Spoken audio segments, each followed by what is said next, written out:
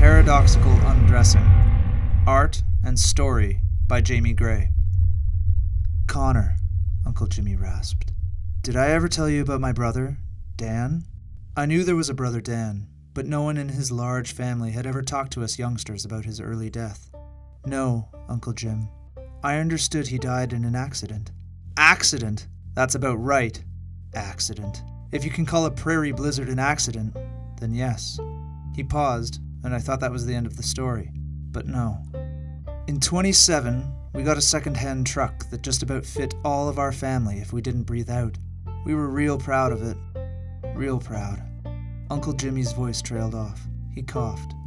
We only had that truck a few months. That October, Dan and I were supposed to drive it to town. 7 miles that was. To get a load of feed and some supplies. Weather was coming in, and my mother wanted some of the essentials in case we couldn't get back in for a month. Happens sometimes.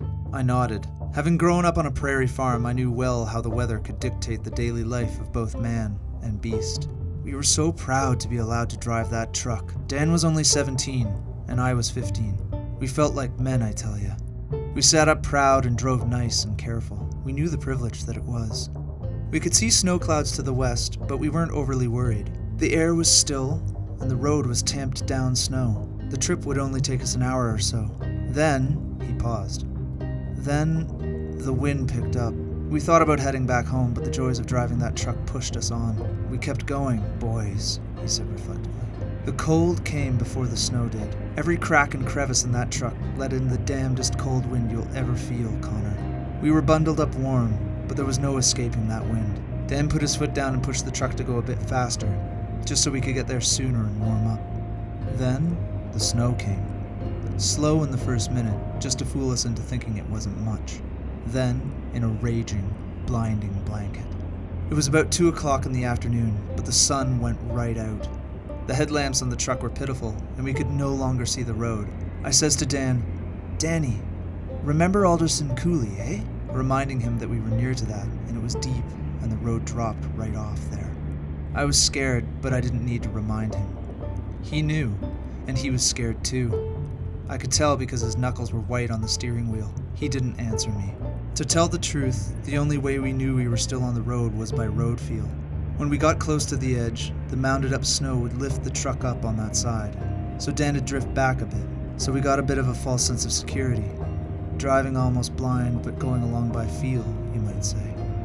Uncle Jimmy paused. I thought he'd run out of steam, but then, we got to where we figured the coulee to be, and honestly, we should have just stopped that truck and sat there for however many days necessary until someone came by with a team. But the pride of the young, Connor. Dan was so careful. But that truck found a bare spot on the side of the road, right at the edge of the coulee, and before Dan could correct his direction, we'd gone over the steep edge too far to recover. For some reason, the truck slid in sideways and caught a mound of snow so that it slowly rolled over on its side. This was startling to be sure, but we weren't hurt, just dismayed. And then, the windscreen splintered under the lateral strain and blew in with a loud crack. Now we were in proper trouble. That killing wind was blowing right in our faces, and the snow with it. Dan, what'll we do? I said. We've got to walk, Jimmy. We can't sit here. We'll freeze.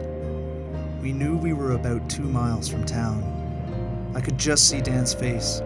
He was terrified. We'd wrecked the truck, but that wasn't even in our minds.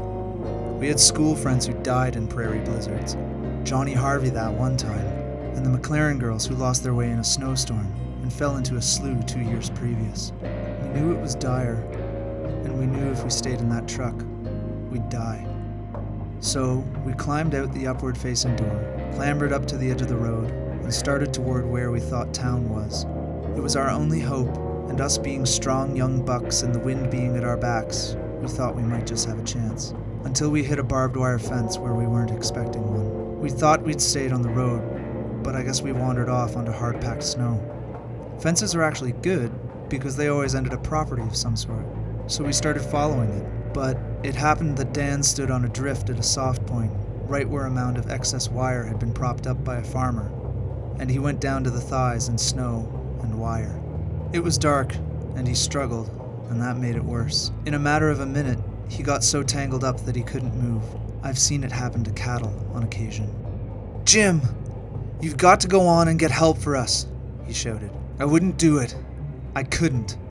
I knew if I left, he'd die. I'd die. I couldn't leave. Uncle Jimmy was panting and his eyes were staring at the hospital room ceiling as he relived that awful moment. I put my hand on his arm so that he knew to come back, so that he knew he wasn't still lost in a snowdrift. His breathing slowed, and I helped him have a sip of water. "Connor, we were lost."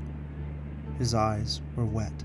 It got proper dark soon after, and we just crouched close together in that busted drift and let the snow mound up around us. Dan drew me in as close as he could to shelter me. We both shivered so hard it hurt to talk. We tried to beat our mittened hands together and move our legs to keep the circulation going, but that actually let more wind and snow at us, so we stopped that. I felt myself getting sleepy, and I knew that was dangerous, so I shouted at Dan that we should sing. "A mighty fortress is our God, a bulwark never failing. Our helper he amid the flood of mortal ills prevailing. For still our ancient fort doth seek." Dan stopped, his mouth wide open in surprise. Looking over my shoulder, he said, "Dad? Dad, what are you doing here? Oh, Dad! Oh, thank God!" I was surprised at first, thought I misheard him. Dad had been dead for 8 years. "Dan?" I said. "Dan, what's going on?" "Jimmy, it's Dad! He's here to help us!" Dan paused, looking past me, listening intently to something. Okay, Dad. Yeah, good idea. Yeah, I'll do that right now." And my brother started to take off his clothes. I screamed at him. "No, Jim! What are you doing? You'll die!" But he fought like a tiger to get free of all of his entanglements. Clothes, wire, me. "Jimmy, I'm so hot. And Dad says I should get ready for bed. He'll tuck me in." Dan struggled out of his clothes. I couldn't stop him. He stepped out of the drift wearing nothing but his underwear and took off running. It was the last I saw of him. I couldn't move, and in those moments of bewildered grief, I lost consciousness. It was a farmer with a lantern that found us. First Dan in his bright red long johns, frozen in the snow, curled up tight like a hibernating mouse. Dan was gone. Then he followed Dan's ragged footprints back to me, got me on the sleigh and back to his house. They didn't think I'd make it, but I did. I did, Connie. Paradoxical undressing is how they described what happened to Dan. I guess it happens sometimes when people are very close to freezing to death. I just don't know why my dad showed up to him that night. Both our eyes were wet now. The hospital room was quiet. Uncle Jimmy said, "So," he licked his lips. "So, Connie, that was my brother Dan. He was a good brother, and I loved him. Dad? Dad, what are you doing here? Oh, and Dan. Oh!" Uncle Jimmy's eyes lit up, and his face was bright with a young man's smile. Soon, he relaxed and fell into his last sleep, dreaming of running through the buffalo bean flowers, Dan at his side.